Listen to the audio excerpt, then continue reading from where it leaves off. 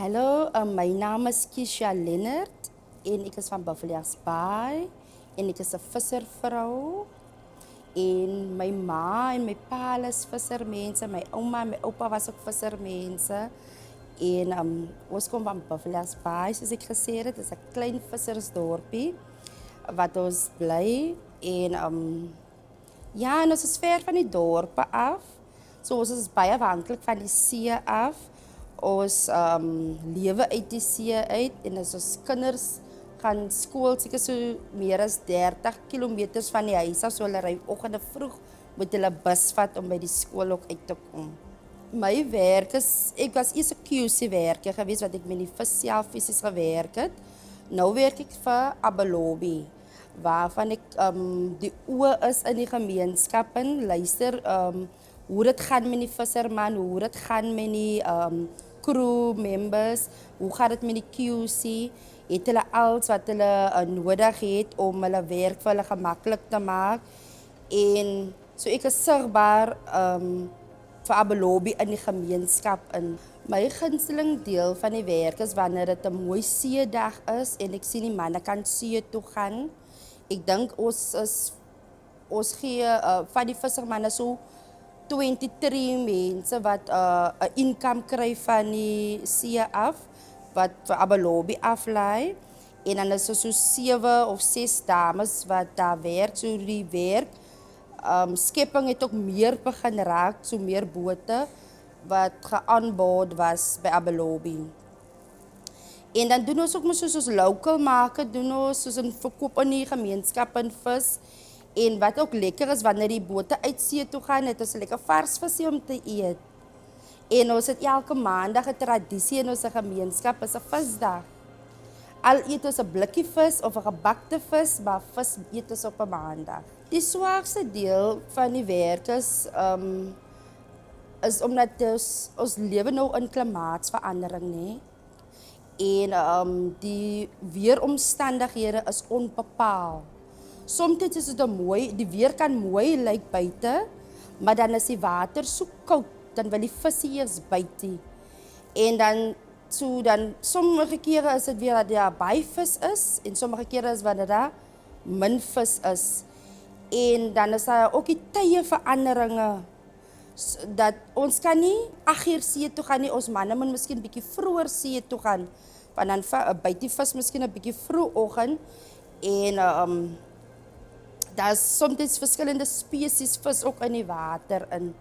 So my challenge is dat soms is die kilos onbepaald en ons weet sommige kere nie wat se vis die manne gevang het nie. Soms is dit 'n probleem met sein ook.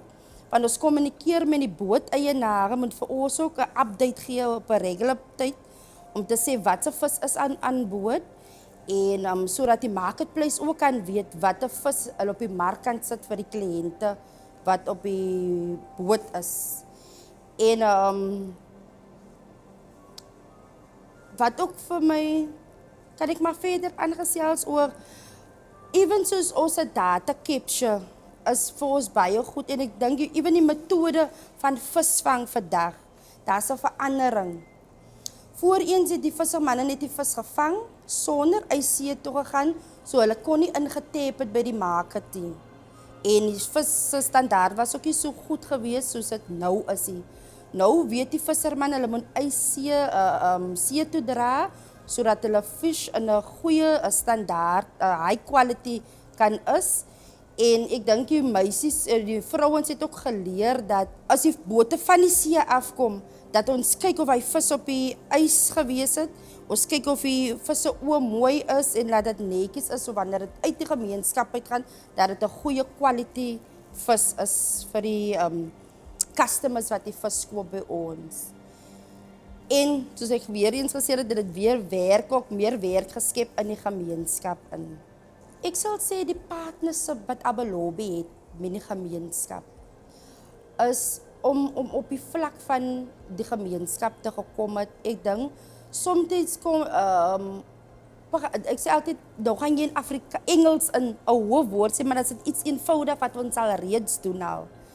En met ons kom sit en gesels, trainings aangebied en dat de mens ook gevoel dat is iemand wat jou hand vashou. En om te kyk dat ons die regte ding doen in die gemeenskap en hoe om ons produk aan die buitemense te represent en hoe om 'n value by ons produkte te add.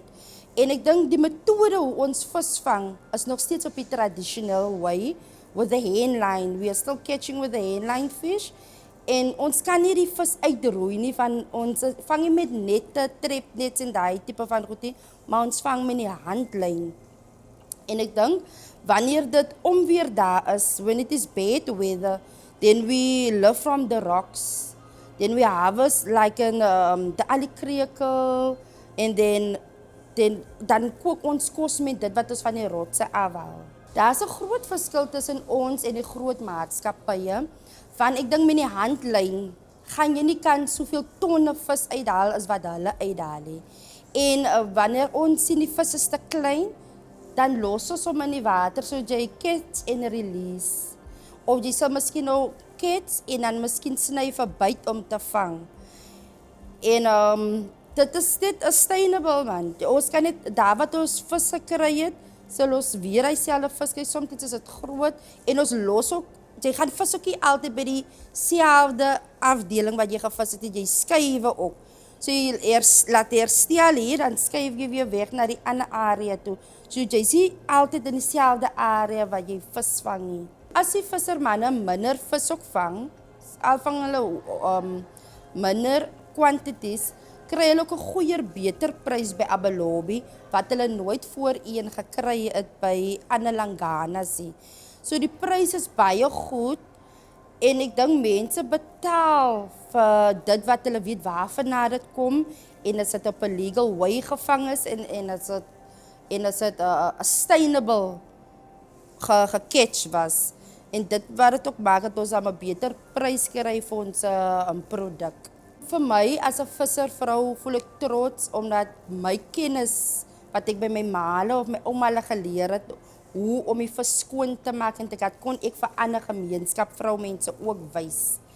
En ek dink soms het Abelobi ook gebring tot in ander gemeenskappe om dit wat ons nou al reeds hier doen, waar hulle pilot projects was, kon ons dan gekopie het en in ander gemeenskappe ook aan gaan wys het hoe word dit gedoen. En dan kry ons ook die geleentheid om skills te exchange. Hoe doen julle dit daar en hoe doen ons dit nou hier? En wat vir my excited maak van die way forward is dat ons kyk na ons infrastructure in ons gemeenskap. Dat as ons vis wil stoor, dan kan ons ook dan 'n bietjie met die mark se prys bietjie speel. Want soms as jy nou nie infrastructure het nie, dan kan jy nie jou stok hou tot wanneer jy 'n goeie prys kry vir jou produkkie. En ek glo hierdie jaar sal die munisipaliteite nou mooi nader kom sodat ons nou kan space kry waar ons infrastructure kan opsit met die hulp met different stakeholders.